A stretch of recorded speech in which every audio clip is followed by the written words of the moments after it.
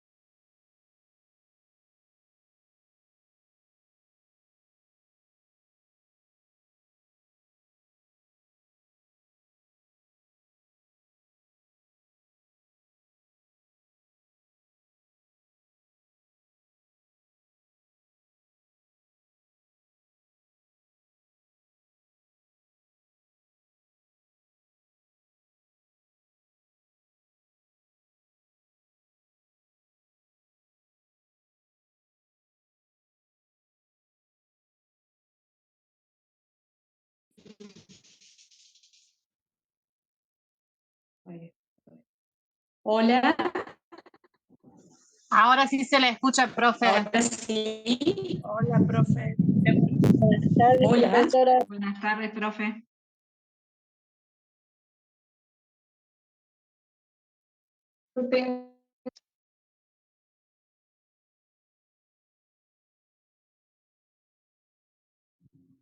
Se le volvió a cortar, profe.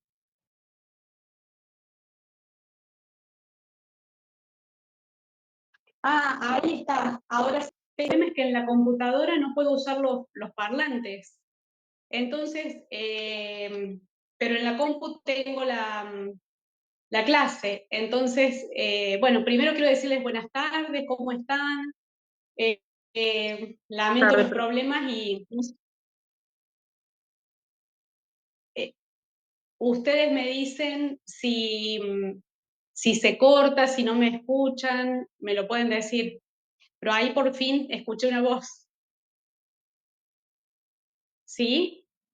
Sí, buenas tardes, profe. Yo la escucho bien ahora. Eh, Sí, profe, se escucha bien. bueno, bárbaro, bárbaro. Bueno, como les había dicho, no sé si tendremos que esperar un ratito, pero yo creo que estamos bien.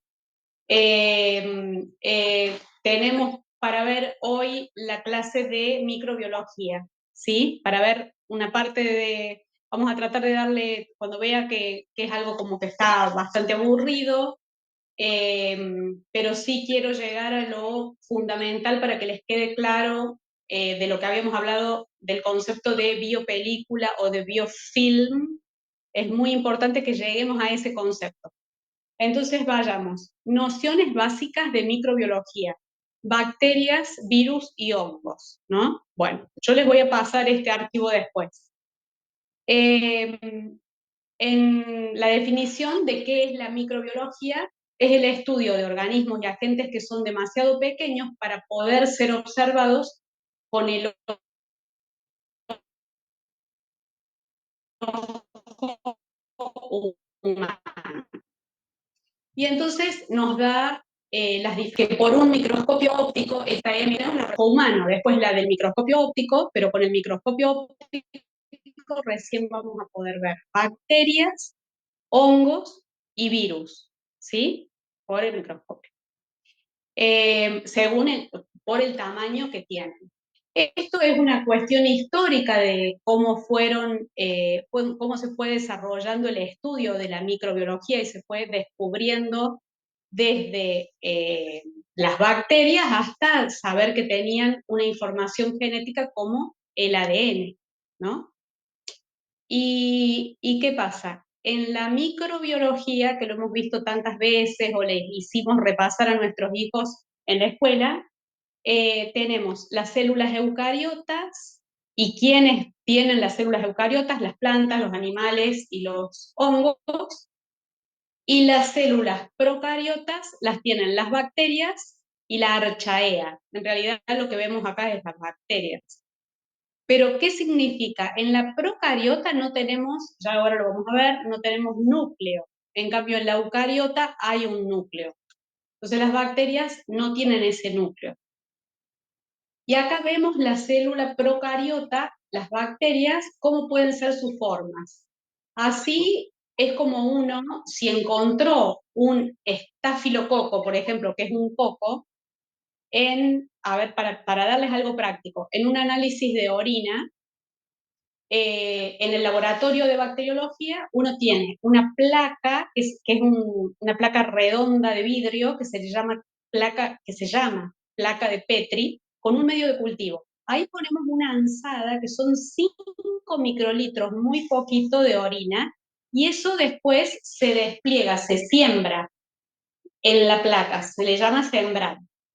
Al día siguiente, si eso tuvo un desarrollo, saco una colonia, la pongo en un portaobjeto, le hago una coloración, que en esta clase está, pero que no hace a la materia, y que de esa forma al microscopio puedo ver qué bacteria tengo. O sea, puedo ver la forma de la bacteria y ya me voy orientando, no cuál bacteria es, sino que voy a saber, me oriento en qué tipo de bacteria puede ser, y en base a ese tipo de bacteria que tengo, voy a tomar un camino de investigación, digamos. Es una forma de decir de investigación, pero vamos a tener reactivos que nos van a decir, vamos para el lado de buscar si es un estafilococo. Bueno, ¿cuál de los estafilococos? Porque todos tienen diferentes especies. Entonces si vemos así racimos de uva, significa que son cocos redonditos. Si vemos así en esta cadenita, también es un coco, pero es en una forma de cadena que puede ser un estreptococo.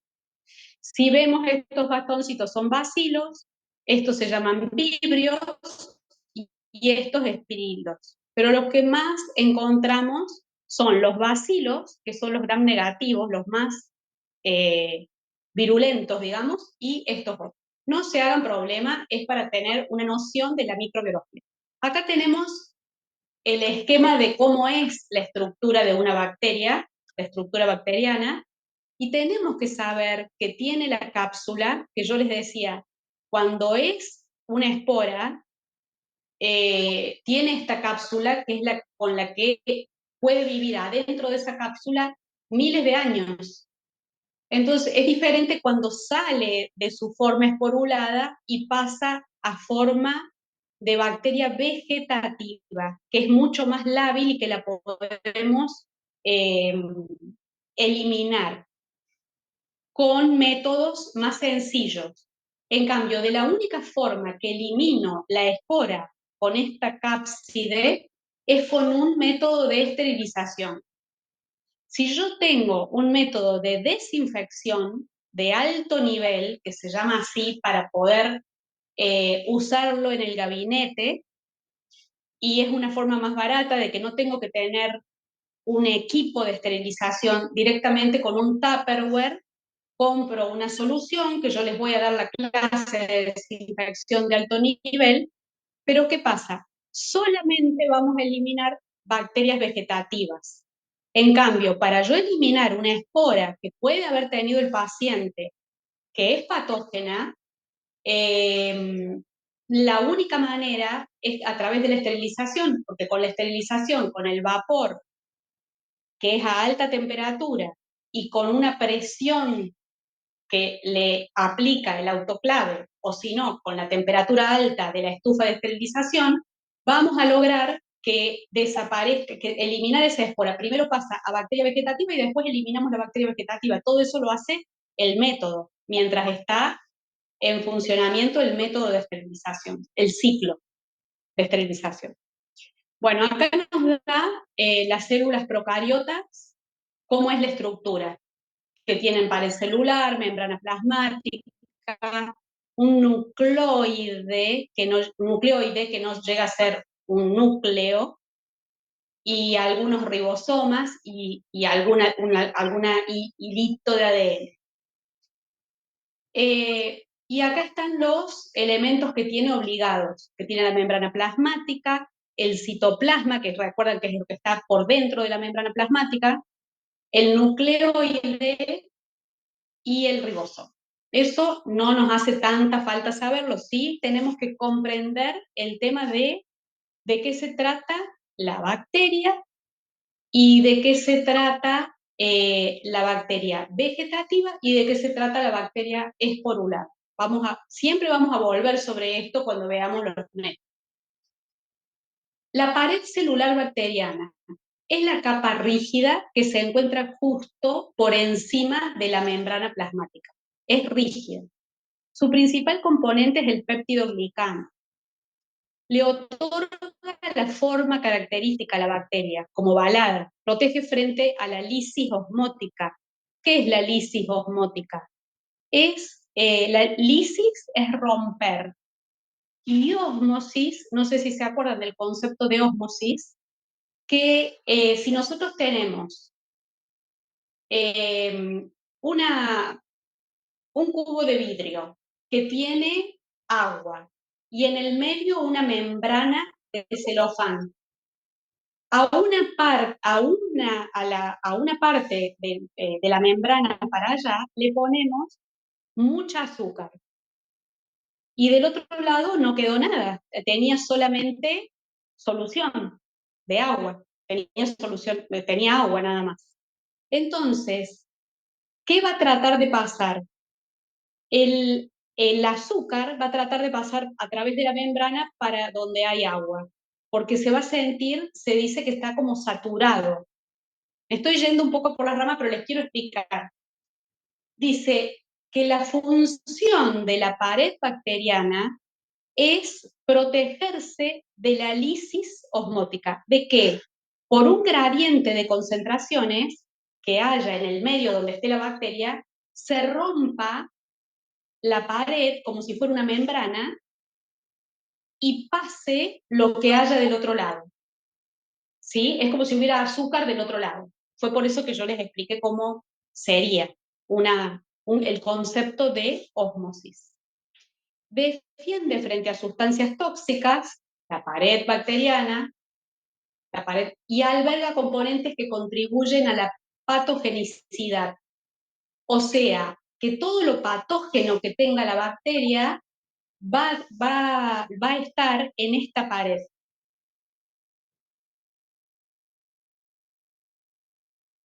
Entonces, ¿yo qué tengo que tratar de hacer? Para eliminar la pared. Una vez que eliminamos la pared, estamos rompiendo la bacteria. ¿Sí? Las bacterias pueden clasificarse en dos grandes grupos, según la coloración que toman con la tinción de Gram. Eso es lo que yo les contaba, que en un portaobjeto ponemos esa colonia que hemos logrado cultivar y le hacemos una coloración. Esa coloración se llama coloración de Gram, y ahí entramos en que cuando lo vemos al microscopio nos damos cuenta que tomó una coloración gram negativa, que estamos ante bacterias gram negativas, porque dio violeta perdón, fucsia, y si no, estamos ante bacterias gram positivas, porque el color que dio es violeta. ¿Sí? Es como están teñidas las bacterias en ese portaobjeto, ¿no? Bueno, acá da cómo se hace esa tinción y cómo se ve. Así se ve en el microscopio. Miren, acá tenemos las fucsia, que son las gram negativas, y acá tenemos las violeta, que son las gram positivas. Y ahí eso nos va llevando a poder estudiar esa colonia que acabamos de cultivar haciéndole diferentes pruebas químicas, que no lo vamos a ver acá, que es de las gram positivas o de las gram negativas. Siempre se dice, cuando ustedes estudien una patología, les va a decir, a esta patología la provoca una bacteria gram negativa. Lo tienen que haber leído. O si no, a esta patología la provoca una bacteria gram positiva. Donde más tenemos bacterias gram positivas, que son los estafilococos y los estreptococos, más que nada los estafilococos, es en la piel. Sobre la piel tenemos estafilococos, pero como habitan nuestra piel, son parte de nuestra flora normal. El problema es, cuando ustedes vieron cuando a alguien le sale un forúnculo, es porque se ha infectado un estafilococo y ha pasado a tener una bacteria patógena. Se le llama Staphylococcus aureus. Es muy patógeno y entonces por eso se va a formar un proceso desinflamatorio, pero se pone todo rojo y bueno, y hay que tratar de sacar el forúnculo, ¿sí? Entonces, bueno, acá nos da dos formas de cómo sería una pared gram negativa y cómo es una pared gram positiva. Ven que la pared gram negativa es como más compleja, que tiene dos capas. En cambio, la gram positiva es más simple. Es mucho más fácil combatir un gram positivo que un gram negativo. Bueno, ahí da lo de los... y seguimos. Las endosporas bacterianas, y acá es donde nos va a explicar cuáles son las más patógenas, son producidas por diversas bacterias gram positivas, como son los géneros Bacillus y Clostridium, que son bacilos. Son estructuras extraordinariamente resistentes a situaciones ambientales adversas, como el calor, la radiación UV, los desinfectantes químicos y desecación. ¿Ven todo lo que es resistente de una bacteria? Entonces no podemos y ya está. Ya logré eliminar las bacterias. No. Con esta clase lo que estoy tratando es que ustedes tomen conciencia que cualquier patología puede tener el paciente que vino al gabinete y que no puedo confiar en que puedo usar ese instrumental en el próximo si no le hice todos los métodos que tenía que hacer. Por las dudas tengo una bacteria que es resistente al calor, a la radiación UV, a los desinfectantes químicos y a la desecación. Entonces, acá tenemos todo lo que es cómo va pasando la bacteria. Primero, la bacteria germina y pasa a ser una bacteria vegetativa. Cuando tiene una condición estresante, pasa a ser esporuladas, arma la cápsula, es como que se esconde adentro de la cápsula, lo cual la hace más patógena. Después pasa a ser una espora bacteriana y cuando se da una condición favorable de humedad, pasa de nuevo a germinar y a formarse la bacteria vegetativa. Y como les decía, para nosotros es más fácil eliminarla como bacteria vegetativa. Es más fácil eliminarla, pero el problema es si en el paciente, en el procedimiento que hicimos, nos habíamos encontrado con una esporulada. En ese caso, cuando querramos hacer un método muy sencillo, no vamos a poder eliminar. Bueno, acá explica sobre la microbiota normal humana, que, bueno, cuál es la flora bacteriana en la piel, en la boca, pero en la vagina, en la gastrointestinal, pero bueno, todo esto no nos sirve para nosotros.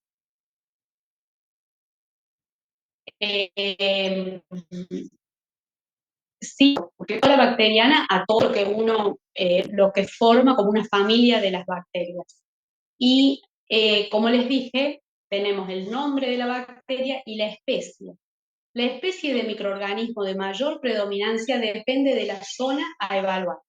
Entonces uno dice, lo que les había dicho recién. En piel, nariz, boca y uretra puedo encontrar estafilococos, epidermidis o aureus. En el intestino, enterococcus fecalis o Escherichia coli. Entonces suele pasar que estas dos bacterias son, les digo para cultura general, son las que pasan a través de las que se contamina tanto las manos por no haber tenido limpieza, lavado de manos después de haber ido al baño, y puede pasar de intestinos, puede pasar a vagina o a uretra, ¿sí? O sea que a veces encontramos, muchas veces en los urocultivos se encuentra Escherichia coli. Y en la vagina lo que es normal es tener Lactobacillus spp. Eso es lo que es normal de la vagina. Si llega cualquier otra, en todos estos son especies normales de cada lugar, ¿no?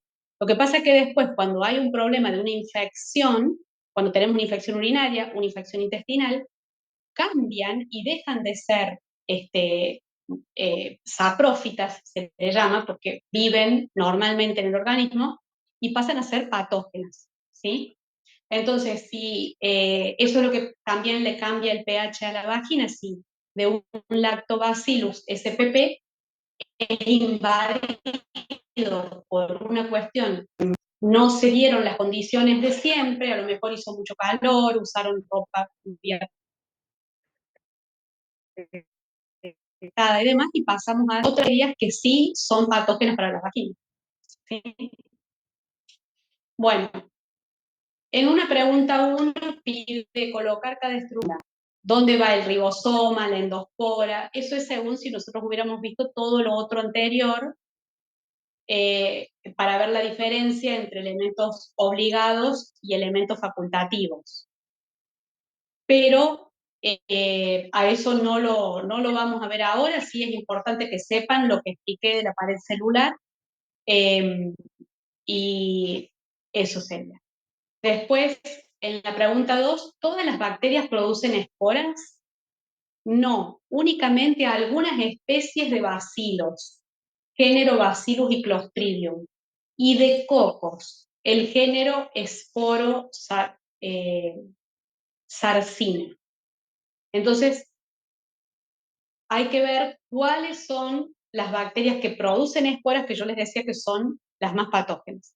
Si la producen, ¿ante qué situaciones la bacteria vegetativa produce espora? Recuerdan el gráfico, ¿no? Que pasa espora.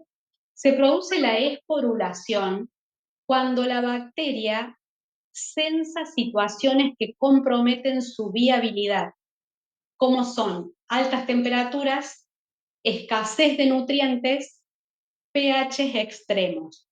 ¿Saben lo que es el pH? ¿Lo han visto? Lástima que no las puedo, no sé por qué tampoco en el celular las puedo escuchar. Bueno, ahí escucho, ¿sí? ¿Saben lo que es el potencial pH? de hidrógeno, ¿el potencial de hidrógeno sería, profe? Perfecto. Como para que tengan la idea, el agua está a pH 7, cuando tenemos pH mayor a 7 es alcalino, y cuando tenemos pH menor, que es hasta el 14, y cuando tenemos pH menor a 7, que va hasta el pH 1, es ácido, ¿sí? Entonces estamos en un medio ácido, y tiene muchos hidrógenos, en un medio neutro, en el 7, y de ahí, del 7 al 14, estamos agregando hidroxilos, estamos agregando oxígeno H-, que hace que sea muy alcalino el ambiente. Entonces acá dice que depende de extremos. Si está en un medio ácido, va a y si está, ¿en qué situaciones pasa? De vegetativa a espora. Y si está ante una temperatura muy alta, también, pero en el medio ambiente. Diferente es el método de esterilización que le pongamos después. Y la pregunta 3, una especie bacteriana que forma parte de la flora normal, ¿puede causar una infección? La respuesta, sí. el concepto de microbiota a la especie bacteriana como el lugar que habita. Entonces nos da un ejemplo. El estafilococo epidermidis es habitual de la piel y las mucosas. Sin embargo, si ingresa en otros sitios, puede causar graves consecuencias. Por ejemplo, se han detectado infecciones localizadas en prótesis de rodilla causadas por dicho microorganismo, siendo que en la piel es saprófito, el cual es introducido por técnicas quirúrgicas. ¿No? ¿Qué faltó ahí? Lavado de manos. Por técnicas quirúrgicas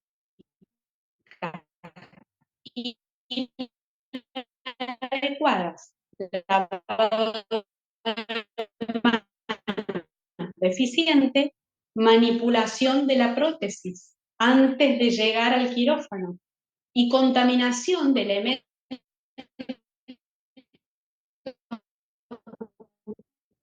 utilizados durante la intervención.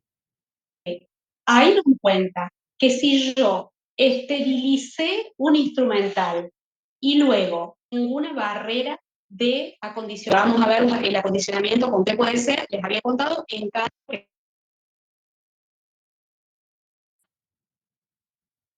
Profe, Profe, profesora, ¿se fue? ¿Se le cortó? Se le cortó. Sí, le estaba muy mal en internet. Al último yo no le entendía nada. Bueno, Yo menos, sí. esperemos que pueda volver a entrar. Esto que está Me parece- compartiendo lo comparte ahí ella, estoy ¿no? entrando, ahí. ¿Me escuchan? Profe, se le escucha muy mal. Ahora, yo sabía que, claro, yo sabía que se había... ¿Cómo?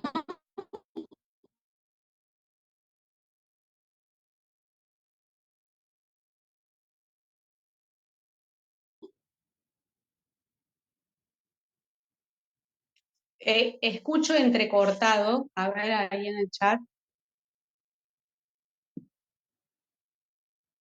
Sí, se escucha entrecortado, profe.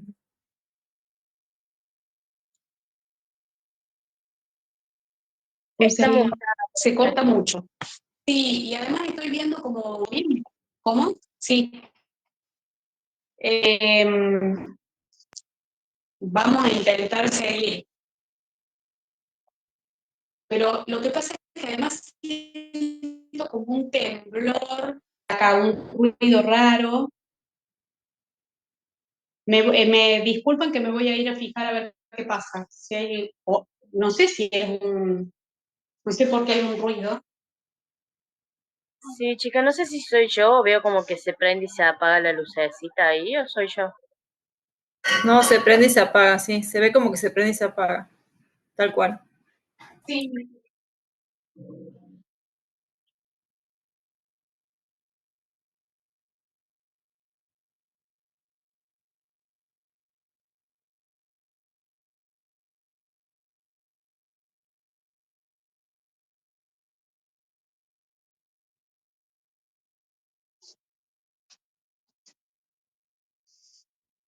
Bueno, a ver, el ruido no está ahora, no lo escucho. ¿Me escuchan? Sí, profe, ahora sí. Bueno. Entonces, estábamos con este concepto que yo les decía.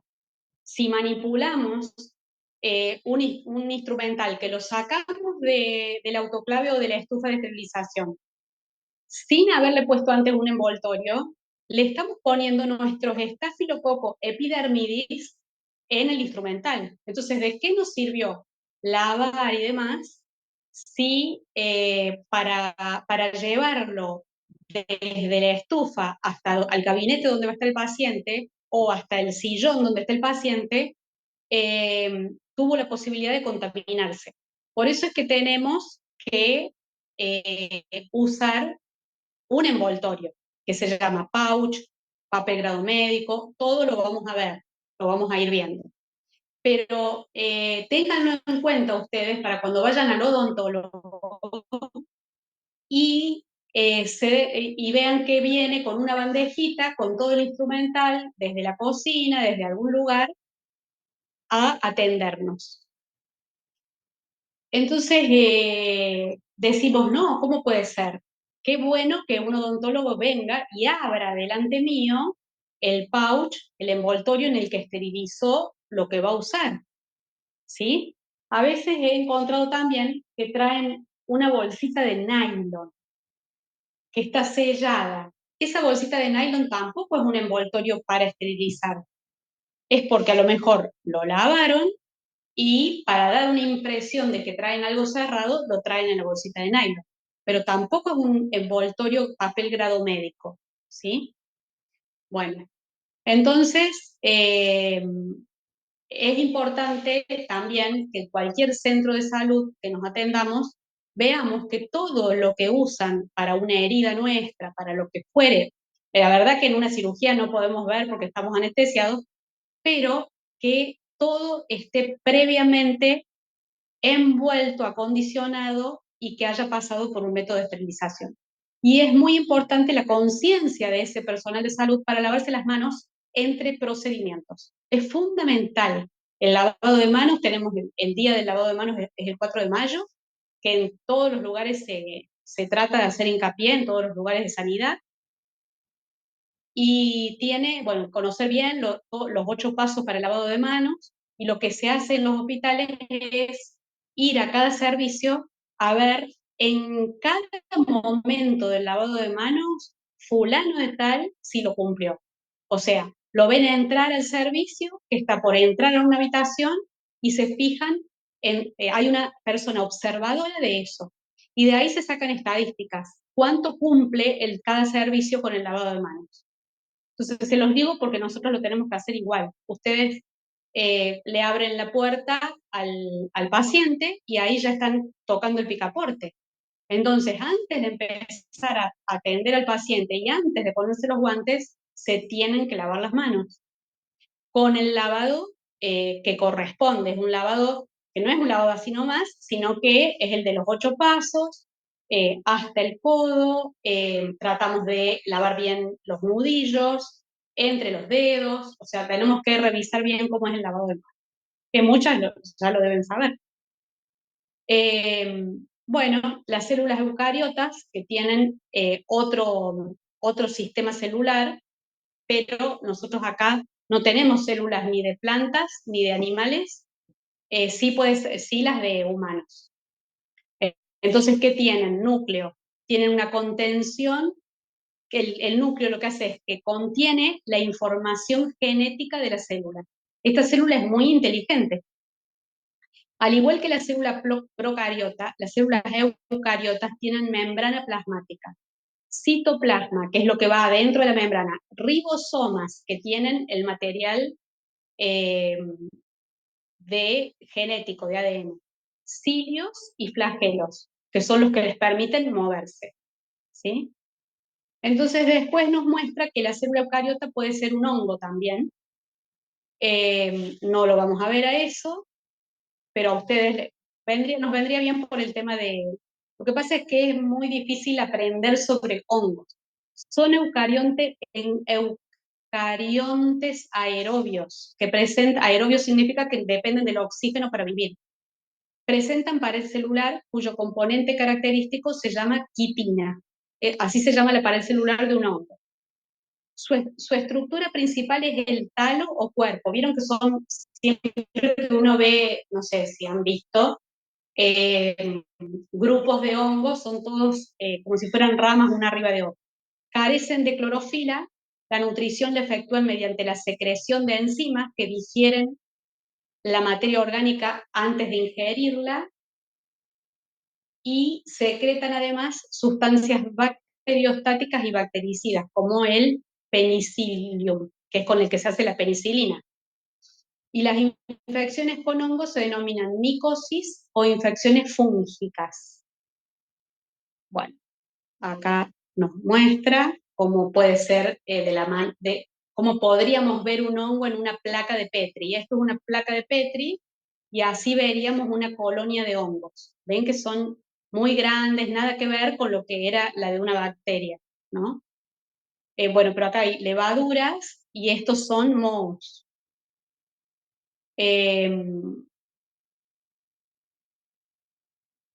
En la pregunta 4, ¿cuál es la principal diferencia entre las células procariotas y las células eucariotas? La presencia de organelas, que son diferentes estructuras envueltas por membranas y contenidas en el citoplasma de las células eucariotas. Cada una posee una función específica. Las organelas pueden ser los ribosomas, pueden ser las mitocondrias y demás. Bueno, acá hay un cuadro comparativo entre la procariota y la eucariota, cómo hace para dividirse, pero nosotros no nos trae tanta información eso. Sí el tema de qué es un virus. Porque con tanta información, nosotros ¿qué vamos a tener que sacar en limpio al final de esta clase? ¿Qué es lo más fácil de eliminar? Desde un virus, una bacteria, un hongo, ¿sí? Entonces, y dentro de los virus tenemos los encapsulados, acá los vamos a explicar. Los virus son entonces entidades simples acelulares, no es una célula, es es una sola proteína, e infecciosas que solamente pueden reproducirse en el interior de las células vivas. Es decir, son parásitos intracelulares obligados. Hoy en día estamos en este momento con una epidemia de dengue. Y el dengue, no me voy a poner a hablar de dengue, pero lo que hace el mosquito es transmitir un virus. Entonces, las personas que hoy están infectadas y que tienen la enfermedad de dengue, tienen virus habitando las células de su organismo, como parásitos, porque ese virus está viviendo gracias a las células del organismo de la persona que infectó. En general solo se visualizan en microscopía electrónica, o sea que en un laboratorio común no lo puedo ver. Tengo que llegar a un microscopio electrónico que lo tiene la universidad. Son más pequeños que las bacterias, son muy pequeños. Entonces yo no lo voy a poder estudiar en un hospital, por ejemplo. Solamente puedo saber por la clínica o por los análisis que la persona tiene el virus, pero yo no voy a poder cultivar y verlo en una placa. El material genético que tienen, poseen un solo tipo de material genético, tienen o ADN o ARN. Material genético se replica en la célula huésped, el huésped es la célula del paciente, induciendo la síntesis de sus proteínas, originando nuevos viriones. Entonces, se multiplica demasiado rápido. Tiene una cápside, es una cubierta proteica formada por subunidades, que le da formología, o sea, le da forma determinada que identifica a cada virus. Y la envoltura es una membrana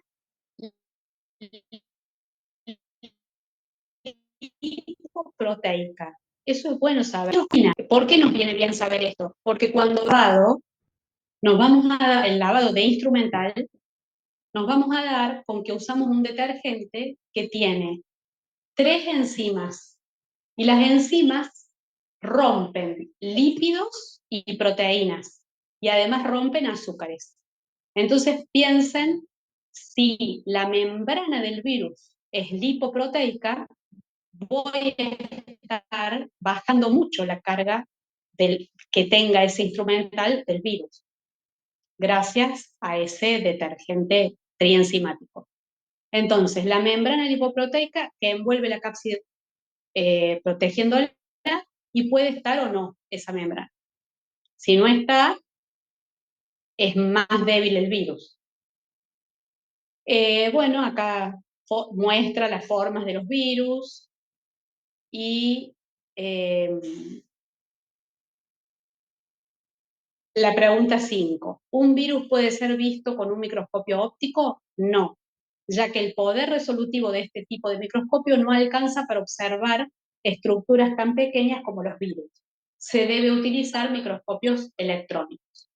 ¿Un virus puede crecer libremente? No, debido a que los virus necesitan de la maquinaria de las células para replicarse y aumentar su número. Necesitan ser parásitos de una célula, ¿sí? Y acá llegamos a donde yo les decía que quería llegar, que es lo que le da sentido a que veamos todo esto. No se, no se asusten con el vocabulario de este párrafo, lo iremos viendo, intentando verlo, y a ver si me puedo ir primero a esto, a la gráfica. Ustedes ahí está, va más lento el celular. Esta gráfica nos dice cómo se forma un biofilm. Y más arriba de lo que es acá, tenemos que hacer de cuenta que es o un tejido del organismo, o ustedes vieron cuando a un paciente o a un familiar que ustedes dicen, le pusieron un catéter. Bueno, si ese catéter, el paciente queda internado con el catéter puesto y lo tiene por menos 7 días, es casi seguro que va porque las bacterias buscan adherirse, adhesión reversible. La bacteria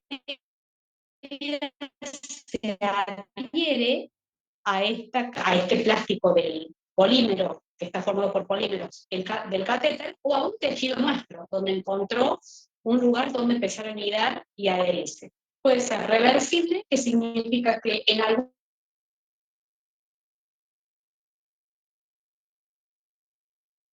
momento se escapa, se vuelve a ir a lo que se llama, imagínense eso, o puede que queda y que sigue formando familias, sigue creciendo la cantidad de bacterias pegadas a esa placa. Sigue, como dije, continúa este crecimiento, acá ven que está más grandote, y de pronto hubo una maduración. ¡Qué grande que se hizo! Lo que pasa es que, ¿qué pasó acá? En esta maduración, que es donde llegamos a la etapa de biofilm o biopelículas, no solo son bacterias, también se agregan hongos. Y la misma familia de bacterias va formando canales para que puedan seguir llegando los que vienen, los que venían circulando acá y sigamos formando este biofilm. Ese biofilm es muy patogénico, porque imagínense que hicieron una sociedad increíble. Y luego llega la etapa del desprendimiento. Se desprende y sale al organismo. ¿Qué suele ocurrir? Que el instrumental, si no lo hemos lavado, o si lo lavamos y no lo secamos, al haberlo lavado todavía le quedan algunas bacterias que empiezan a crecer exponencialmente. ¿Y sobre dónde se pegan? Sobre el instrumental. Entonces, ese instrumental puede formar biopelícula porque no lo hemos secado. La humedad trae vida. Donde haya agua, hay vida. Entonces, primero hay que secar y recién pensar en envolver. Puedo dejar para envolver mañana. Lo que no puedo dejar es de secar hoy. Hoy lavo, enjuago y seco. Ya vamos a ver cómo se hace. Pero les estoy explicando para que vean que se puede desprender. Eso sería, el desprendimiento puede ocurrir en el organismo. Y si no, ¿cómo lo podemos desprender nosotros? Con la limpieza, con el cepillado, con todo eso. Bueno, había esta parte de comunidad microbiana, son varios integrantes del mismo tipo, de distintos tipos celulares, sésil. ¿Qué significa sésil? Que es un anclado sujeto a una superficie. Entonces piensen en eso, una comunidad de bacterias que se anclan a una superficie, caracterizada por células que están adheridas irreversiblemente, o sea que no se van a ir de ahí, a un sustrato o interfase. ¿Cuál sería el sustrato? El polímero del catéter, por ejemplo. O unas con otras encerradas en una matriz de sustancias poliméricas extracelulares que ellas han producido. Esa matriz es la que tienen los canales. Yo me lo imagino como un panal de abejas. Y que exhiben un fenotipo. ¿Qué significa fenotipo alterado? Comportamiento distinto a las bacterias en libre flotación. Tienen un comportamiento mucho más patogénico en relación con la tasa de crecimiento y la transcripción genética. Se siguen reproduciendo mucho más, formadas por el biofilm y brindan características particulares, son mucho más patogénicas. Y acá explica sobre el biofilm. Las bacterias existen en la naturaleza bajo dos formas o estados. Las planctónicas, que ellos decían van al plancton, o de libre flotación, esas son las que no están en el biofilm, y las bacterias en biofilm, que son colonias de microorganismos anclados, irreversibles. Entonces les queda claro que las planctónicas son las que andan dando vueltas por la sangre y que no provocan, no son tan patógenas. En cambio, una bacteria que pertenece a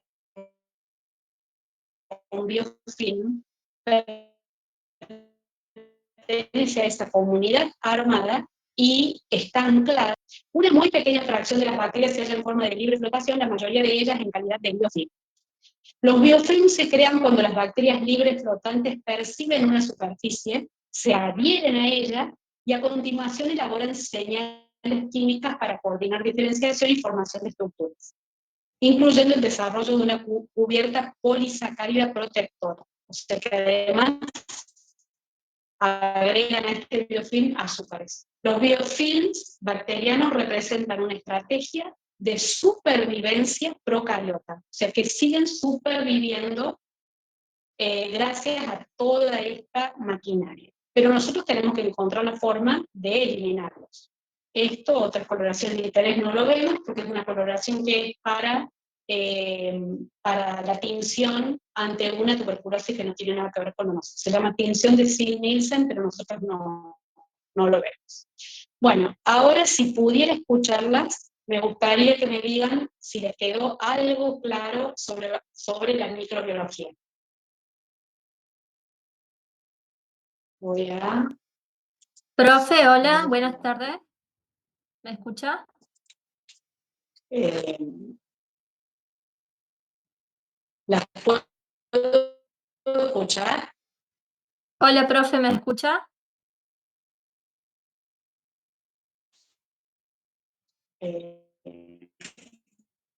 No sé, ¿alguien quiere hablar? Profe, está hablando una compañera. Hola, profe, ¿me Eh, escucha? la verdad es que no, ¿Ahora me escucha?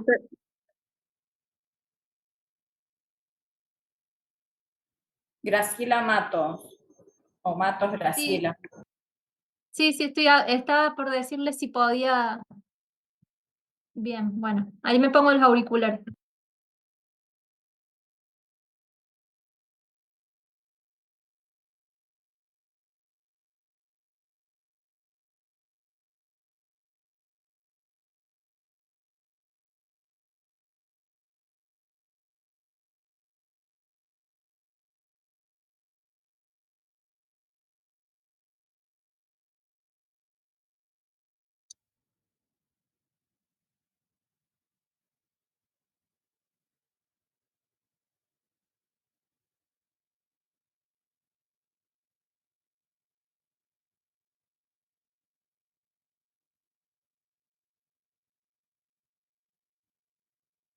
mejor con el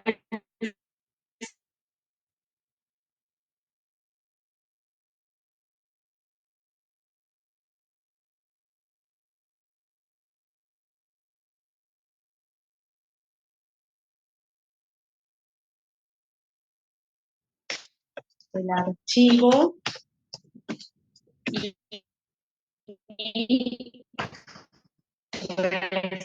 recibo dudas o inquietudes.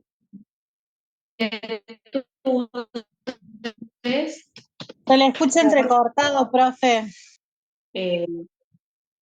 Sí, es que estoy escribiendo y voy lo que pongo, les estoy poniendo en el chat un mensaje y ahí les pongo mi correo electrónico para que no perdamos esto de hoy. Clau, gmail.com.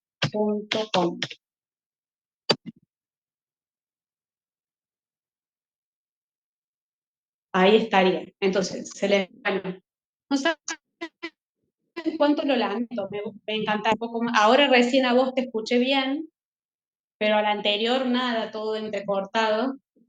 Y, y bueno, me gustaría saber, me escucharon entrecortado, pero si podían sobre lo principal respecto a qué es lo difícil de eliminar, digamos. Y bueno, lo mismo, vamos a repetir los conceptos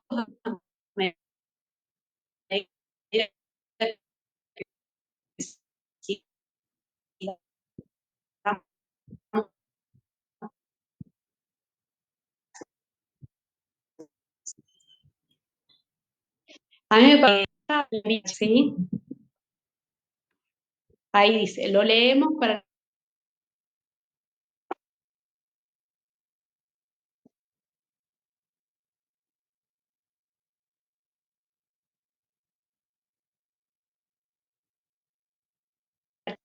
Bueno, profe, quería decir que la pared celular significa lo mismo que proteoglicanos.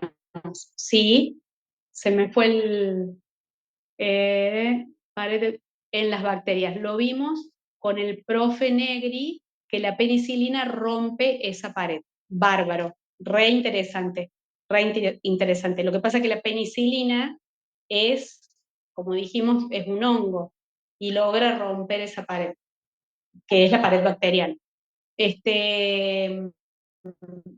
Bueno, les mando. Chao. Lamento que no se pudo ver bien. Nos vemos entonces la próxima. Disculpe, una ¿Sí? pregunta. ¿Al PowerPoint lo va a pasar en el grupo? Lo voy a pasar al grupo de WhatsApp.